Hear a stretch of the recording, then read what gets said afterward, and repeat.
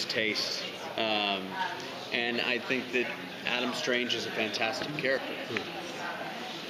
I mean, I know that I'm incredibly fond of him.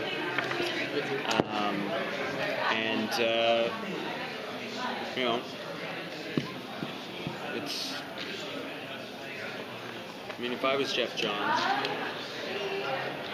which I'm not, I kind of wish that I was, I think Adam Strange is a good choice. Okay. You know, he really is a fantastic character. You can always find him somewhere.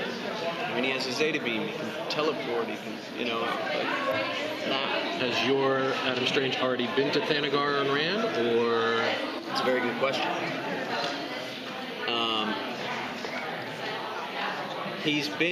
I will say that he's been to Rand. Okay. In terms of Thanagar at this point, I don't know if he's been there, but I think, you know, that's in the realm of possibilities. That opens the door to a lot.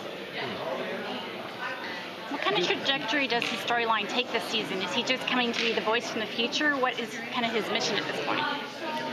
Well, his mission is to save Superman. And that has sort of a two-pronged meaning for him. One is very altruistic and noble, which is to save Superman, which in turn means that he's saving the entire world, and also the universe and subsequent galaxies. But also, Adam has personal reasons for doing it. He wants to be recognized, and he wants to be somebody. He wants to be a superhero. He wants to be part of the Justice League. He wants to play in that ballpark. When you meet him, he's at the very, very beginning. He's just responded to the call to adventure. So he is right at the beginning of his hero's journey. And along with that comes a lot of doubts. And so you get to go on that journey with him, which is, you know, can I be who I want to be? Am I meant to do it? Or am I going to be a failure? Which I think everybody experiences. Anyone that's trying to do anything great and be a master of what they do, be the face of their field, so to speak, it does grapple with those voices of, like, am I enough? And that's where you meet Adam. When researching the character, what was the thing that appealed you the most about Adam? Initially, I think it was his pain. He wasn't very close with his dad. He lost his mom. Never really felt like he fit, which is why he adopts Krypton. And he adopts Rand in the comics. You know, he is very similar to Superman in that sense, and he's similar to Seg in that sense. You know, Seg is ostracized, doesn't feel like he fits. We know that he loses his parents, so that's familiar to him,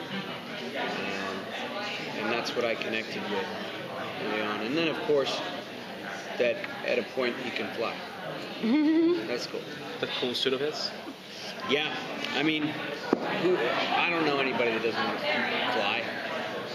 If you guys, like, if you asked everybody, and let's be real here, if you asked everyone here, what if you could have two superpowers, what would they be? Oh, you're asking me? Yeah. Yeah, flying and super speed.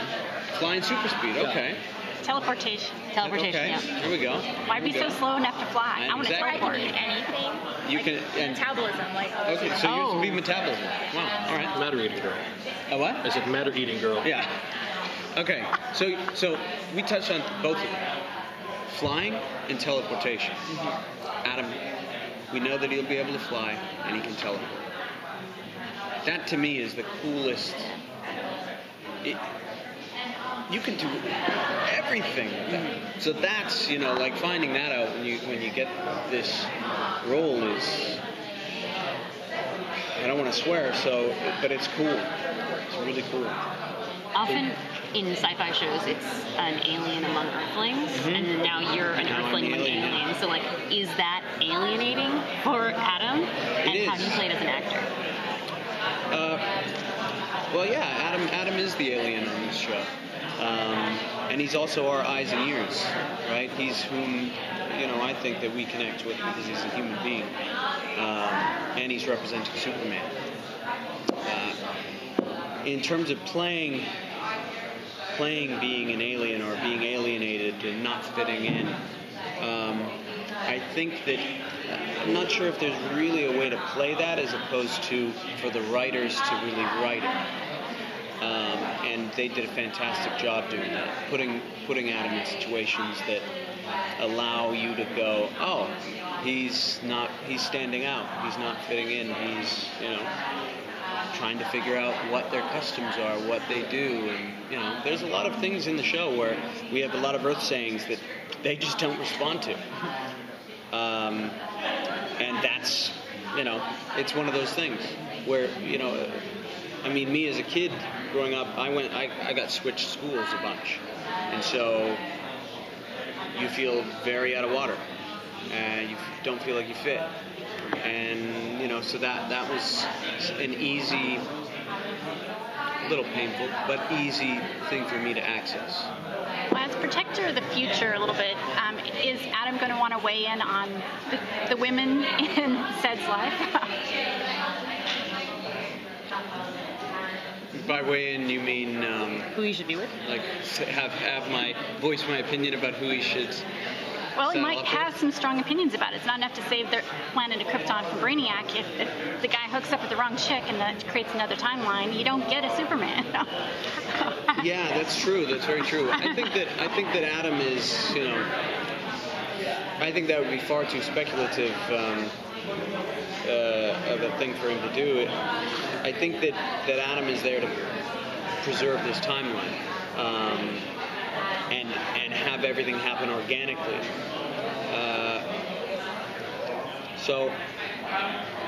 And again, Adam only knows that Seg is Superman's grandfather. He doesn't know who his grandmother is. So I can't really say, don't do this or don't do that. He's just there to go, we need to make sure that he's born, and that means that X, Y, and Z. So preserving the timeline, Adam Strange is going there knowing that Krypton has to blow up. Yes. When does Adam ever tell Seg, oh yeah, by the way, 200 years from now, it's going to be a bad day? Because that's pretty heavy. It's pretty heavy. It's not something you'd exactly want to tell somebody, right? Yeah. You wouldn't want to sit down and say, hey, your planet's going to explode 200 years. And realistically, as we know, as people who read comics know that on Krypton, 200 years, that's a week. Yeah. Well, not quite a week, but it's a generation. Yeah. Right? They live to 200 years. So it'd be much the equivalent of being like, hey, in 20 years, the whole planet's going to blow up. And you'd be like, whoa, that's pretty soon. Yeah. So that's the kind of weight that has. In terms of, does Adam tell Seg that? I think you guys, the audience is going to have to sort of watch, because that is the thing that's dangling over his head. Because what if Seg finds out? Is he going to flip out? Is he then going to go rebel? Is he going to, So it's a precarious place that Adam's in. He has a lot of knowledge. He knows a lot of things, but he has to be very careful about what he reveals.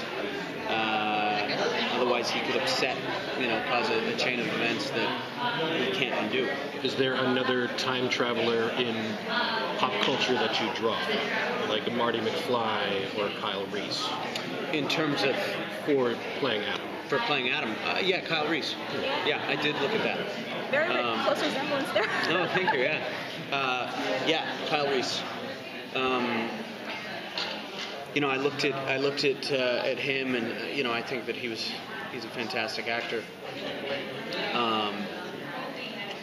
But I did look at him and how he responded when he would be teleported and land, and how that affected his body, and how disoriented he was with it. So I did look to that. Yeah. Do we see his suit by the scene? Do we see which? His suit.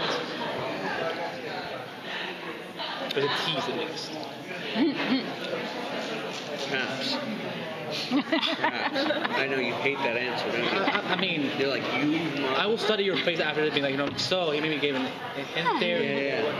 Perhaps. But I will say that you get to see Earth. You get to see Adam. From his timeline, though, or just like from the Krypton's timeline? I can't tell you that. From what episode would you say is your favorite for Adam? Ooh. Can I say episodes? Yeah. Unless it's all of them, then don't. I want to say episode 5 to 8. In terms of those episodes, really feel like, and we as a cast spoke about it, but they really feel like one episode. That it's the arc over those 3 episodes, and there's great payoff, and it really takes you on a great journey. I know in Smallville they brought Jor-El into the storyline on Earth, but will there be a chance where Adam will bring Seg-El to Earth? That's a possibility. That's a good idea. Cam Welsh is right.